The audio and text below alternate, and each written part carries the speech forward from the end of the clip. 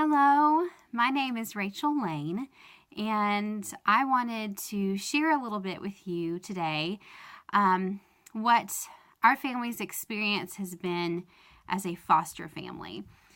We've had a few friends who have begun fostering since we started our journey, and it's one of those things that someone would come up to us so excited. We started our classes, and we're doing our home study, and it's definitely, I would have two kind of simultaneous thoughts.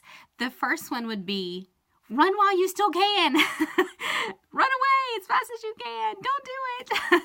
And then the other thought was, you're about to be blessed more than you could ever imagine. Like, this is going to be the biggest blessing of your life. So I tend to have both thoughts at the same time. And because that's been our experience. We've definitely had both of those emotions going on all the time in our experience. Share a little bit with you about, why that is the case. Our current placement, we've had almost 2 years now, and the children were 2 months, 2 years, and 3 years when we got them. Well, the oldest one is now in kindergarten, and she rides the bus to school. She's been riding the bus ever since, school started this semester, and it's February now. And yes, my tree is still up. This is what being a foster parent is. Your Christmas tree is still up after Valentine's Day. But anyways, it's February now, and I think it was in January when I had a talk with her bus driver.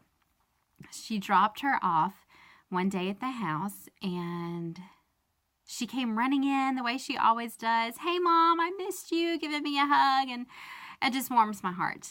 And then the bus driver said to me, she begs me every day to drop her off anywhere else but her house.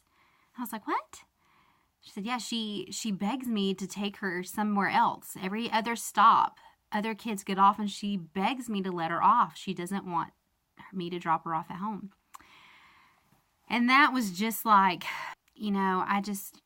all these things that our family has given up flashes through my mind. We had to move because we knew these children were going to be our permanent family, and we knew we needed a home that would accommodate them better.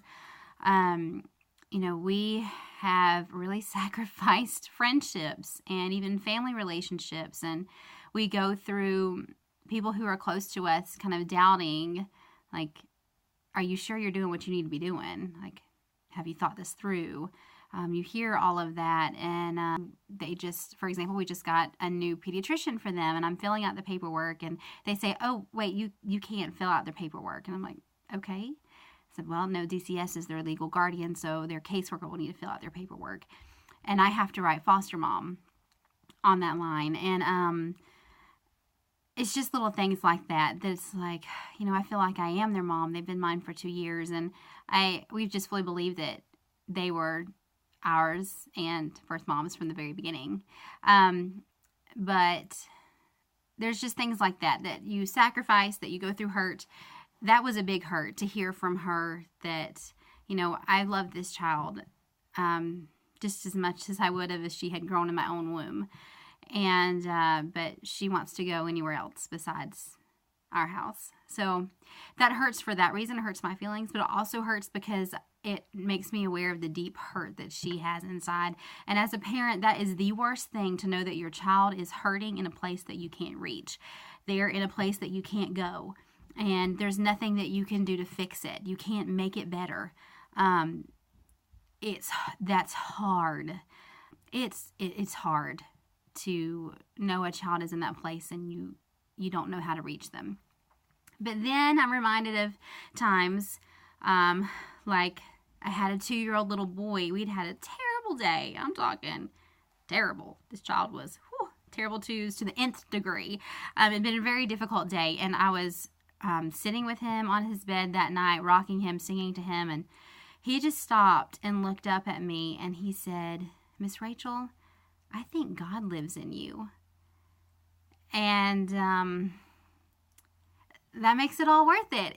Things like that, it makes it all worth it because it grounds me and helps me to remember why I'm doing this. And we're doing this so that children can see Jesus who might not have never seen him before, might not have ever met him before. That's what this is about. It's not about me. It's not about me being happy. It's not about me, being la-di-da all through life and having hunky-dory children all the time that are just sunshine and rainbows. It's about serving. It's about loving people who sometimes are unlovable, that sometimes do everything they can to make you not love them. But it's been worth it. And I'm just grateful that someone reached out to us and said, hey, there's a need for foster parents, and introduced us to that, and that we were able to have the support system we needed to just step out and do that. It's been a huge blessing. It's been hard, but it's been a blessing.